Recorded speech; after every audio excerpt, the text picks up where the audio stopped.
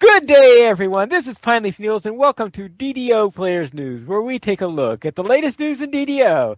And here at DDO Players, please welcome my co-host from Ravenloft, Draculetta. Hey everybody, how's it going tonight? All right, let's go into our game news, and there isn't much. We have a hotfix for our latest update. And what's in this hotfix? There wasn't a lot this time around. Let's see, looks like 1, 2, 3, 4, 5 things.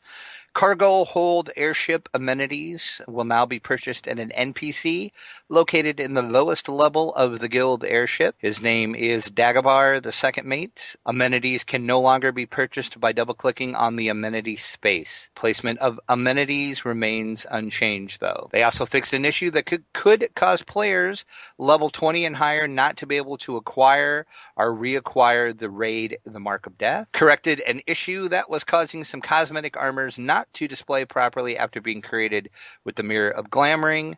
Once again, note that this fix is not able to be made retroactive. So if you have previously created a cosmetic armor with the mirror and you are not satisfied with the resulting cosmetics, you can contact support either in-game or through the support.turbine.com site, and they can rectify that for you. And they also fixed an issue that could cause an absolute minimum level of armor to be retained when making a cosmetic armor using the Mirror of Glamoring. This will retroactively fix cosmetics armors with minimum levels. Okay, at least that one could be retroactive. Yeah, I'm not sure why the other one couldn't. I'm not sure what the difference in those two. That didn't make a lot of sense to me, actually, but must be something in the code somewhere that it was easier to retroactive the one and not the other. And there was also one known issue when speaking to Dagobah to purchase the airship amenities. You need to make sure to close the purchase panel UI prior to teleporting off of your airship or speaking to another vendor. Apparently it bugs out, so just remember, if you do purchase a amenity, make sure you click out of that UI and close it out completely before you speak to another vendor. And I'm assuming that will get fixed in the next patch. We would hope so. All right, then let us head into our site news. Since that's it for actually, no, we want the store sales, of course. I forgot the store sales. That's right. How can you forget the store sales? Store sales, yes, the store sales, of course. What's on sale? Free sample of the week through October 16th is a small jewel of fortune ×1. Use coupon code FORT9. Once again, coupon code FROT9, and you get one of those per account, so use it wisely on whichever character. And in case players or listeners are not aware of what the Small Jewel of Fortune does, you turn that on. It will last for it's basically a click. You click it, and it starts running. You have 3 hours, and what it does is it gives you +1 loot to all of your treasure chests. So if, like, for example, a piece of armor in the level chest had no level, the armor in that treasure chest would be a +1 instead of no level. Or if it's normally a +2 item in the chest, it'll be a +3 item. It just pumps up the level, and it puts you onto the higher tier of the loot. That sounds like something nice when you're trying to upgrade. And 20% off the following items. Select stat tomes, select skill tomes, tomes of learning, and the use magic device skill tomes, all in the store at 20% off. All right, and very that's well. That's it for the store. That's it for the. Now we can go to the site news. I was just so anxious to get here, even though there is really nothing except for our last week's episode, which we called "Kobolds Still Hate You." Wonderful, wonderful impression of that, finally. Yes, I'm not too sure people could take that too much more, though. That should be the last time we have to go through it, right? Hopefully.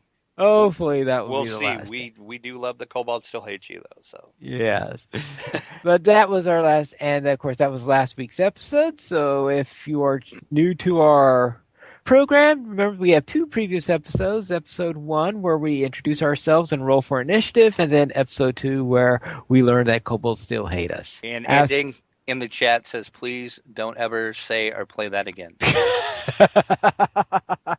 All right. Very well. Then we'll go to News Beyond DDO, but I don't think there is any, is there? There's just not a lot going on with 5e right now. It's Right. basically everybody's waiting for the DM guide to come out. The monster manual just came out. Right. Yeah. In fact, actually, I picked up my monster manual while at a convention over the weekend, so I have my monster manual for 5th edition now. Have you looked through it at all yet? I just did a little bit of browsing. I haven't done any in-depth reading of the thing, so I I've must say that Wizards of the Coast have stepped up in the art department. The art in the new monster manual is amazing. certainly went through quite a bit here in order to do this. Ooh, that's yeah, that gold dragon is lovely. They have really stepped up in the art department.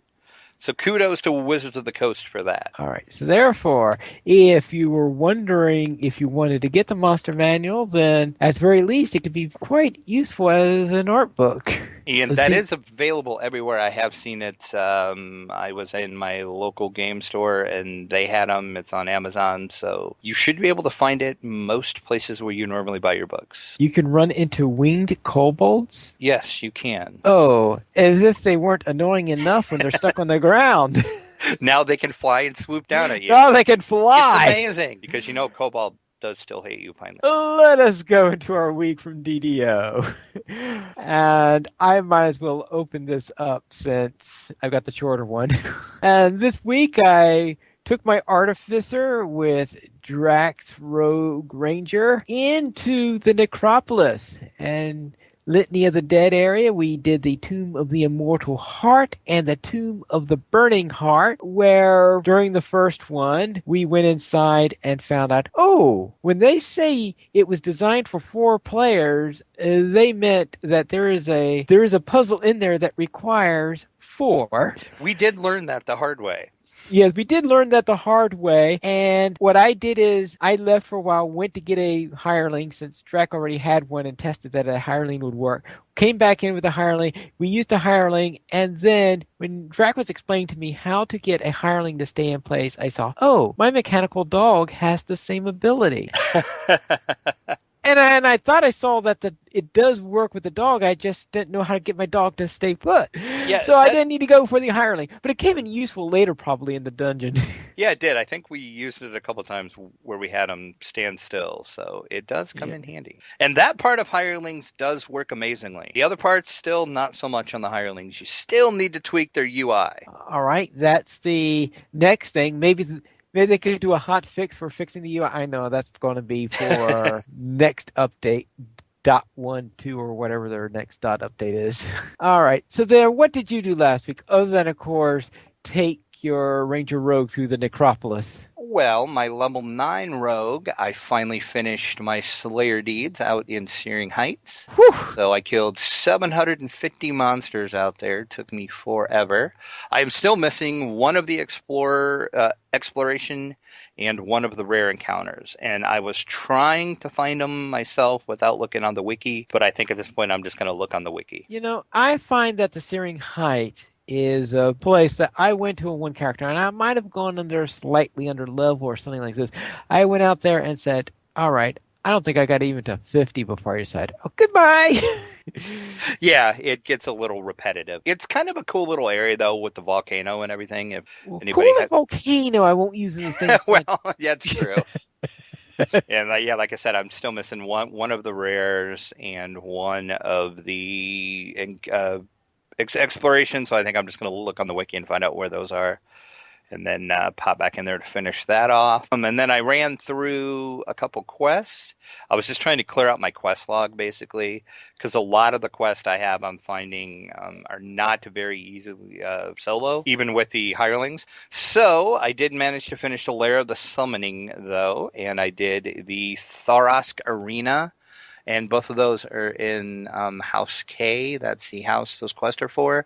And the Tharask Arena actually is part of the Vault of Night series of quests. So I got adventurous, and I decided to pop into the next part of that quest series, which is The Prisoner, is the name of that quest. I did really good until I ran into a beholder. Okay. A Oh, CR14 beholder, I might add. I do have to ask you though, who's number two? No, who's number one? Yeah, who's number one? Oh boy, I'm getting my quotes mixed up. Yeah. You lost me. I lost you completely. Okay, you Y- never saw a series called The Prisoner? no, I didn't. Oh, I've heard of it, but I've never watched oh, it. you have got to see that at some point. Well, I guess I will.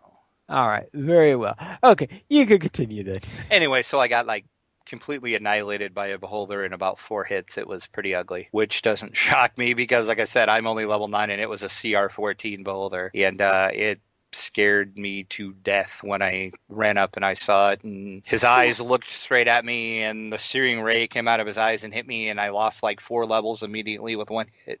And I'm like, yeah, I'm dead. This is not going to end well. And of course it didn't. And then my poor hireling, I had I can't remember if I had my cleric or if I had a favorite soul with me. And yeah, it was just running around in circles trying to get away from the beholder and it got killed too. And yeah, it was just ugly. Death by beholder. What was the level of the dungeon if it had a CR14 in it? See, that's what I don't understand.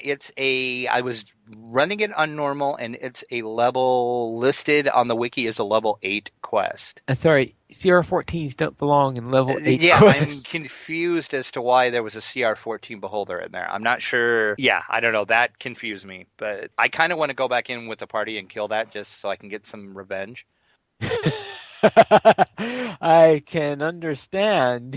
So, yeah, that was my first adventure against the beholder. So I also ran my druid rogue, who is now level 6. Basically, all I did on her is I finished the Waterworks Slayer, 400 to 400. That was a lot of kobolds. I'm over killing kobolds at this point. Actually, I just remembered, of course, something that we forgot to put in our What's list, and what's that that? was the challenge we did. Oh, that's right. I completely forgot about that myself. You can talk about how well we did at that. Well, might be the wrong word. In this case, it was that we decided to do the mansion challenge where you're supposed to kill one of the bosses. I think it's something like What's Behind the Door or something like that's the name of it in some mansion, and we were trying to look for a boss and all that stuff, and I don't think we ever found the boss, and this is the second time I ran, I think the first time for Dirac. And inevitably we run into something that completely rips us into tiny little pieces. I've come to the conclusion that they don't call them challenges because they're easy. I would have to agree with you. That was insane.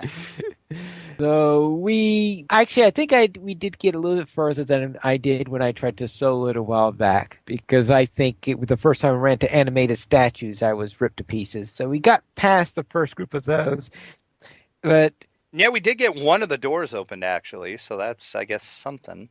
yes, but we didn't find any bosses, and that's what you need in order to get credit for finishing it. I would like to go in and try that again though, and try to avoid those statues. Because now that we learn, if you run in front of the statues, it summons all the other guardians. So that might help Right. if we avoid those. It might help now that we are warned of that little problem, but that will be for another time, but certainly not today.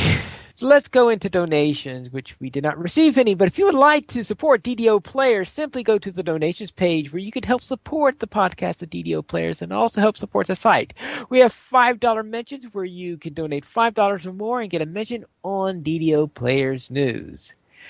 And we also have some feedback we have a feedback section. We don't actually have any feedback yet, at least not from iTunes, but we do have some comments. And the first one is from Lessa, who commented on DDO Players News Episode 1, Roll for Initiative. New DDO podcast! Yay! I'm so glad you're doing this. It means good things for the culture climate of the game. You guys have great chemistry. Look forward to more. I don't totally agree about the hirelings. If they see a perceived threat to you, they will take off after it. Not cool when you are trying to draw as little aggro as possible, but there were good hireling changes too. Great show. Keep it up. He has more hope for hirelings than you do, apparently. And if I don't know if any of our listeners know who Lessa is. Lessa used to be on DDO podcast, the original version of the DDO cast when Jerry Snook was still the host, and she is a big permadeath player, and I can describe permadeath too for new players. Oh, good grief. Basically, in permadeath, you roll up a character, and if that character dies and you can't be rezzed by a cleric that can raise dead, you have to re-roll your character. It doesn't matter if you're level 1 or you're level 12. Once you're dead and you can't be rezzed by a cleric, your character is dead. That's why they call it permadeath. And Okay, go ahead. so it's not as strict as some versions of permanent because in some games, permanent death means they don't even allow the cleric thing. Yeah, no, you can't. That's the only way that you can be raised. That's how most people in DDO do their permadeath. Is you can be rezzed by a cleric, but you can't use a res shrine. It can only be a cleric with a spell or scroll. In other words, using pen and paper rules. Correct. That is correct. So I was pretty excited when I seen because I used to listen to DDO Cast when she was on there, and that was pretty exciting that she actually listens to our show and likes it. So thanks, Lassa. All right, let me see. I should try a permanent death character at some point. I'm sure I can get to level 2 without that. Yeah, I've been kind of thinking about trying it, but I probably wouldn't make it very far. Actually, I think I might get to around level, I think around 4 or 5 is probably where I'm going to get Yeah, I would smacked. think I could make it 4, maybe. I don't know. We'll have to try that, Pine. We could try that. Yeah, we could try that together after we finish the necropolis or something like that. Yeah, we should that. just see how far we get. It's a challenge. She's laughing already. Yes. Yeah, exactly. Yes, she probably is. All right, Princess Terradia comment on Arcane Adventures with Dolphin Fizzlebeard Chapter 2. It took me 2 tries to get through that bit of Korthos Island, but one of the things I learned was that fish people don't like fire. Go figure, right? Fried fish. Yay for hats! Or clothes of any kind, considering the whole waking up in rags thing. 2 thumbs up for this series, and I have to agree with the 2 thumbs up. I agree too. That is a wonderful series, and can't wait for more. I can't wait for more. So we have emails. We have 2 emails. The first is from Bragg, son of Balin, which sounds like the name of a Lotro character. And could you please read the email? Sure. He says, Hola, DDO players. Excellent start. You were well on your way to matching DDO Cast's 380 some odd episodes. We can only hope. We can only hope. We got a long way to go. I actually listened to a part of their podcast last week, and it was nearly gibberish for a new player. So I'm thinking DDO players will be more my speed for a while. And as a side note, this was not an email. This is just me talking. But I think we are more new player friendly than the DDO cast, but that's just because they've been playing for a lot longer than we have. Right. But there is room for both of us, though. So, yes. That being said, I had a few stops and starts with DDO in the past, and I have a nearly level 4 cleric in the harbor that I occasionally do a quest or 2 with, but I have been a little directionless, which I think is what is keeping me from getting hooked. Where is the epic story to guide my path? Definitely a Lotro reference. So, a few questions, if you don't mind. And if some of these are better addressed as segments sometimes in the future, that is fine too. One such segment might be called, What Crap Should I Keep? My bags are filled with stuff I don't really know what to do with. Any pointers on what I should be vendoring, stashing away, trading in the marketplace, or actively collecting as a fairly new player? Are there categories that you might use to organize and decide what to keep? I am afraid to throw anything away, and I have a feeling much of it is junk. Am I still in the right area? What level do you generally stick around the harbor until? How do you know when you're ready to move on, and what is the next area players normally progress to? Are there options, and at what level? What should I be focusing on at this stage to most effectively develop my character? Right now, I'm just running around any solo dungeon I can find, letting the chips fall where they may. Is there enough content in the harbor to level to the next area, or am I going to have to repeat a lot of them, kind of like dailies? If so, which do you recommend? Looking forward to your profound wisdom. Crit those dice, Bragg, son of Balin. All right, then we'll begin by asking, what should we keep And that's a very good question. And I have a feeling different players do different things. I have a habit of keeping many more potions that I should be holding on to. And I have my bags are full. I think half my bag space is currently taken up by potions that half of which I never use. Anything else, if I'm not wearing it, is probably being sold. Yeah, that's pretty much what I do too. I look basically if like a piece of armor drops, I'll look at it and I'll see if it's better than what I'm wearing. Of course, I'll use it. If not, I sell it. I don't keep anything. Yeah. Unless there is sometimes I do keep some armor that falls if I know some of my alts can use that piece of armor. I'll keep it and give to an alt, but usually I don't really do that unless it's something really exciting and it's got really good stats or something on it that I know, like say my druid or my other rogue or something could use. Other than that, I pretty much just vendor most stuff. Right.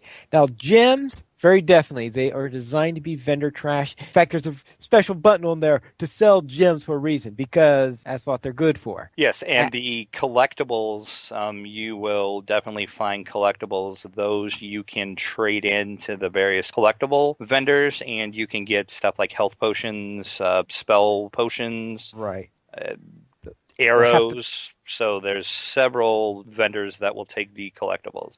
Right. And sometimes I just either get potions with them or I just throw them away. And if you're not worried about that, you can just destroy them. Or I'm trying to I can't remember if you can actually. I don't think you can sell those. No, you can't sell them. Yeah. No. So you just have to destroy it if you don't plan on turning them in. The other thing is the crafting items. If you don't plan to do any crafting, then just sell the crafting materials.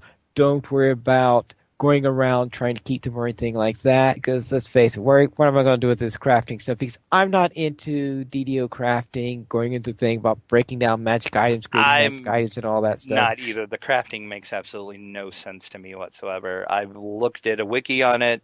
I played with it.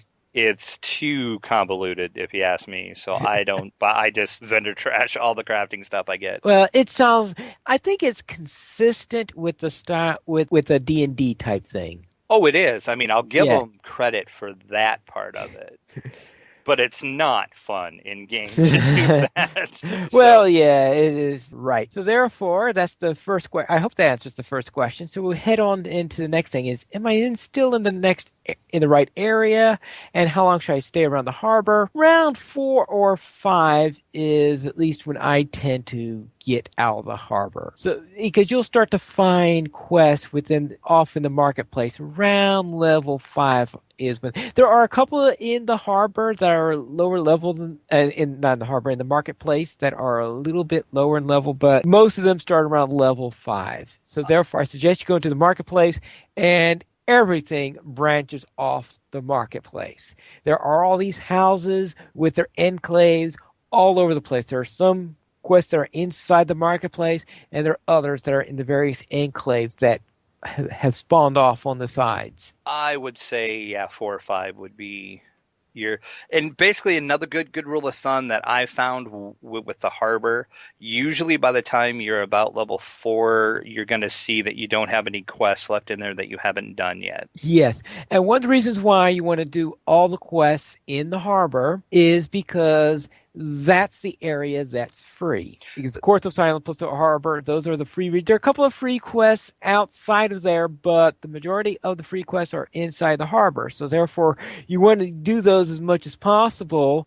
Because anything that's in the marketplace, at least 99% of it, I think, is all requires you to buy the area, unless you're VIP, of course. That's a very good fact. I didn't even think about that until you brought that up, but that is an excellent point. So I don't know, because by the fact that you haven't done much, I'm assuming that you're not VIP at this point. So that's something to consider, is to get as far as you can before going to it. And then you have to decide which items, because instead of buying in regions like you do in Lotro, you buy in quest packs. Now, there's a group of related quests. For example, there's something like the Guard Syndicate or something like that. You remember the name of that syndicate? Sharn Syndicate. Yeah, the Sharn Syndicate. Thank you. Yes. And the Sharn Syndicate, for example, that's one of the lower level ones, which is for the coin lords. And the idea is that you do a series of quests all throughout the marketplace. And those are about level four, around level five-ish quests, if I remember correctly. And And so there's therefore, you buy the package, you get to do the quest related to that. And it's a very nice one to do because the reward after completing a certain level of faction with the coin lords, who are the one your benefactors for that particular quest, is another bag. another good one too is the Seal of Shantakor. That's another one that's a series of quests, and that is also for the coin lords as well. So that's another one that I would suggest for around level five ish as well. Once you hit the marketplace. Right. So those are two good ones. So I would suggest looking for any free ones in the marketplace and then trying those two in particular so you can get that extra bag. Just remember though is that the seal and the syndicate are of course you need to spend turbine points in order to pick up those quests. All right, so now let's head on to the third question, and that is what should I be focusing on at this stage to most efficiently develop my character? Right now, I am just running any solo dungeon I can find and letting the chips fall where they may. Is there enough content in the harbor to level to the next area, or am I going to have to repeat a lot of them, kind of like dailies? Well, that probably depends on whether or not you're VIP and whether or not you're getting enough XP from what you're doing. And let's face it, I go around running just about any dungeon. Now, you don't only have to run the ones that are labeled solo because dungeons tend to be scalable. So unless they have red marking saying this is a challenge that requires more than one person. Exactly, yeah. And they'll say it's like an extreme challenge. A balanced party is recommended. Those you definitely want to skip. And you can also hire a hireling. Yes. Don't be afraid to do that. And then just make sure when you're going into the dungeons that you're picking normal. And as long as you're, I would say, like if the dungeon is, let's say it's a level 3 dungeon and you're level 3, with a higher, well, maybe even without a hireling, you should probably be able to do the dungeon, even though it's not a solo dungeon, because DDO does have dungeon scaling, so it tends to scale the monsters, levels, and challenges based on how many people are in your party. Right. Now, a hireling does count as a member of your party, but they only count roughly half of a person since they only have half a brain. This is true. So yeah, so that's, you can just, and don't be afraid to try a dungeon. Just, like we said, just skip the ones that say it's an extreme challenge, because those, unless you're a really good player and you know your class and you're really good at the game, I would say you're not going to be able to solo them. I'm sure there's people that can solo them, and I say good on them for it, but I can't. I couldn't do it. I've tried a couple of them, and yeah, it was just a nightmare. And I just got slaughtered. So I'm like, okay, I'm apparently not a very good player. But I have fun. That's what's most important. That's what's most important. All right. So I hope that answered your question on that. And I would just say that I would say go whatever catches your fancy. At least that's what I do. I don't know. You do anything different, Track? No, that's pretty much what I, and like I said, just don't be afraid to try things. Just like that one I did today. I knew it was tougher than where I should have been, but I thought, well, I'll try it and see if I can get through it. And I think if I wouldn't have ran into that beholder, I probably could have finished that one, unless it gets way harder, because it wasn't the first area I went through. I did okay, but then when I got to that beholder is where I had a problem. So just don't be afraid to try just try a quest and just see. And like I said, just make sure when you go in and enter, just make sure you're setting it on normal, and then that's the most important part. Well, if it's a dungeon where it's a couple of levels below you, then you might want to set it to hard, but just to tell you that when you set it to hard, the scaling is not quite as perfect on the weekend. So they become a little bit more, a little bit tougher as you go on, and you don't get the downgrade for having fewer than 4 as much as you would have had on normal.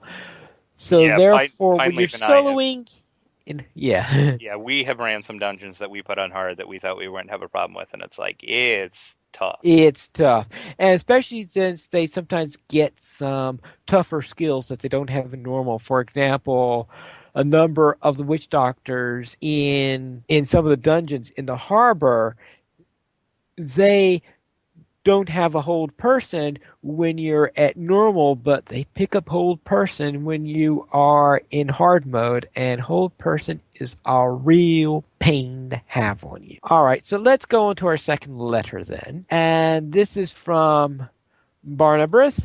Hello, DDO players. I am a new player to DDO and I have a few questions. First, is there any plan on having a DDO Players Guild? I learned from my Lotro experience and made my tune with the last server on the list, Kenneth. How do you make a multi-class character? Do you need to be premium or VIP? I tried unsuccessfully from the player creation screen. Thanks you for your help. So we'll begin at, is there any plans on having a DDO Players Guild? Oh, that'll be tough seeing how we both already have our own guilds. Yeah, I was going to say, no, there is no plans to actually have an official DDO Players Guild because Pineleaf and I both have already had guilds that we had started when we were previously playing the game, and we don't want to lose any of the guild experience that we have gained. I can't speak for Pineleaf, anybody joining my guild if they wanted to, and I'm sure Pineleaf, are you the same way? If a listener would want to join your guild, could they? I shouldn't have any problem. What's the name of your guild? Carpathian Mist. All right, you're the Carpathian Mist, and I'm the head of the Scarlet Skirmishers. So that is an option. Maybe, I guess, if we would get a ton of players asking for it, I guess I wouldn't be opposed to creating an alt or something and creating a new one. But right now, I'm going to say no, we have no plans to create an official guild. But we have the Pineleaf and I both have two that you can join, so we'll give you that option. How's that? All right. Second question is, how do you make a multi-class character? In this case, is when you reach a new level, go to a class trainer of another class. Instead of your own class trainer, go to a different class's class trainer and train up a level in that class, and you become multi-class. So it's just that simple. There are no special rules or restrictions on doing it. Anyone can do it. Just go up and choose another class the next time you level up and you get level 1 in the new class. So it's very easy to do. There are nothing in there. I believe you're not allowed to have more than 3 classes at once. That's the only restriction. That's correct. Yeah, you can multi-class into 3 if you would like. Yes. And the tricky thing, though, in the multi-classing into 3 is that if you have 3 classes and decide later to reincarnate, which is a whole nother mess, I haven't really gone on it myself on the matter, but when you do that, you cannot drop one of your classes and take another one if you've got 3, because that 3 limit is in effect as while you are reincarnating, that 3 rule, and it remembers what classes you had going into it. So therefore, choose carefully, because you're not going to be changing your classes after you do it. But, well, of course, there's always my method of reincarnation, and that's to roll a new character. There you go. Yeah, I don't know. I'm multi-class. Well, actually, I can't say all my characters because my one is just a rogue, and it's just going to stay a rogue. But I can't see why you would want to multi-class into 3. I can't really see why that would be a benefit at all. I'm trying to think of some combination that would be a benefit for you to do 3, and I really don't see any benefits to it. Can you think of any why you would want to do like a 3 class, Pineleaf? Just to confuse people, maybe. Yeah, I guess. Because like I said, I'm just trying to think, and I can't think of any class combinations that would be worthwhile for you to multi-class into 3. Now, there's a ton of them that are worth it for 2, just to do your standard multi-class. But 3, I've never done it, and I don't foresee ever doing it. Whoever knows, someone may someday, you may think, oh, I need that level of sorcerer. That's right. I want to cast Grease. You want to cast Grease. That's right. You need that level of sorcerer. I think I'll stick with what I've got. You see that I'm not playing that multi-class character that I started out with playing with Dracula. I've switched to playing with single-class characters with that. So I tend to prefer single-class characters most of the time. And basically the only reason why I multi-class is I usually splash at least 1 level of rogue in, but that's just so I can do traps and open locks and plus I really like playing rogues. But when I choose rogue for my second class, it's basically just to get the trap and open lock. And I find that comes in handy a lot if I'm soloing. That way I can usually take care of the traps and the locks myself. It's not that major of a deal to me when I'm with Pineleaf because I'm usually on my Ranger Rogue anyway. And most of the time, it depends which character he's playing, but he can usually take care of the traps and locks too. But solo, I like to splash in a level of rogue just for that. I have I have a couple players that I play solo just to see how far I could get, and what I could do solo, and I always do some rogue. All right. I'm probably in the same way I'm thinking is the time that I did multi-class, what did I throw in? I threw in Artificer, which is the other class that handles traps. All right, then. Very well. Then we'll go into our contact us. You can email us at podcast@ddoplayers.com, and you can send us your questions if you wish them to be answered. And you can also follow us at Twitter, the Players Alliance, at Players Ally, DDO Players, at DDO Players, Draculetta, at Draculetta_72, Pineleaf, at Pineleaf Needles. We have 2 live shows on the Player Alliance on Mondays at 8:30 p.m. Eastern Time. We have DDO Players News, and Saturdays at 8:30 p.m. U.S. Eastern Time, we have Lotro Players News. And join us for our live shows at ddoplayers.com/live. Thank you all for listening, and that is all for tonight. And this is Pineleaf Needles reminding you to loot those chests.